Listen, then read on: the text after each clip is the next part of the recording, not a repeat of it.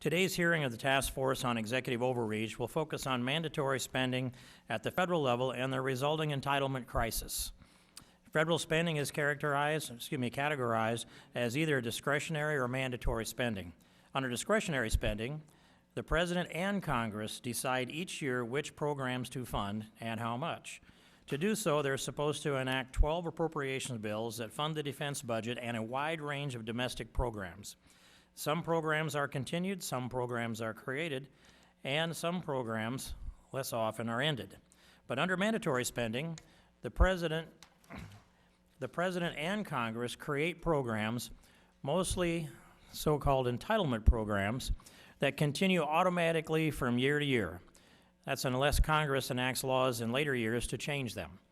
These entitlements have increasingly dominated federal spending, and they grow automatically forever by annually providing more generous benefits to more eligible people.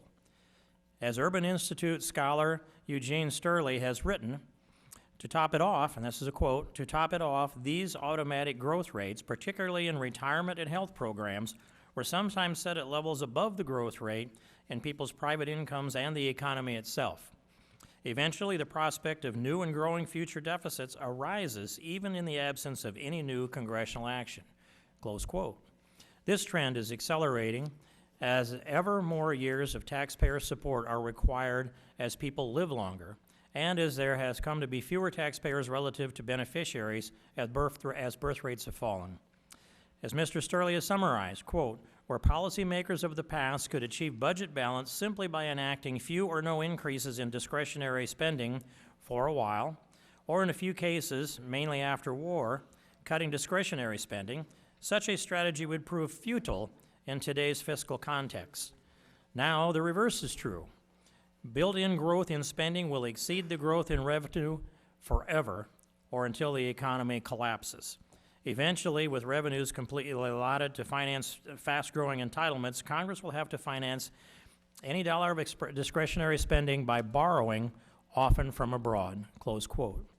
Recent experience in advanced economies indicates that countries with debt above 80% of gross domestic product and persistent deficits are vulnerable to doubts by lenders, which lead to higher interest rates, which in turn make our fiscal situation much worse by requiring us to devote an even larger share of federal revenues to paying for the interest on our debt.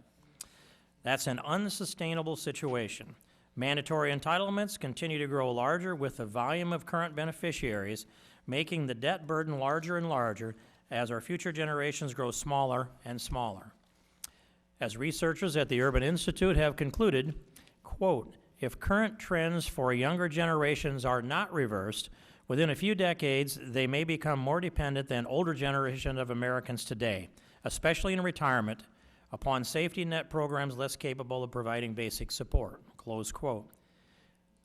I look forward to hearing from all our witnesses today and discussing ways in which we might step away from the abyss that has been growing steadily at our feet for decades.